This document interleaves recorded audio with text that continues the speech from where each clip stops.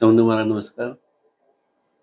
સાબરકાંઠા અને અરવલ્લી જિલ્લાના પશુપાલકો ચાલુ વર્ષે વરસાદ વહેલો થવાથી ખેતીના માટે ભાવફેરની રકમ માટે માગણી કરી આંદોલન કરેલું હતું.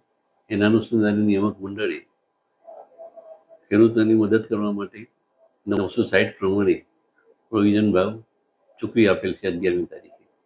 તેમ છતાં આજે જે વાત ગેરમાર્ગે દોરી રહ્યા છે અમુક તત્વો, દર વર્ષની પ્રણાલિકા એ છે કે જેમ વાર્ષિક સાધારણ સભાની અંદર હિસાબો મંજૂર કરી અને ભાવફેર જાહેર કરીને ચૂકવતા હતા.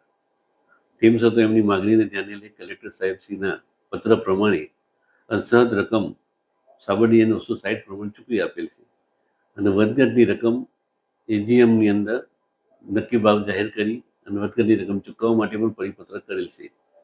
તેમ છતાં રકમ આપ્યા પછી આ રીતે જે વાતો કરે છે, જે રસ્તાઓમાં અમુક તત્વો દૂધની ટેન્કરોનું દૂધ દોડે છે, એ વસ્તુ વ્યાજબી નથી અને દુઃખદ વસ્તુ છે.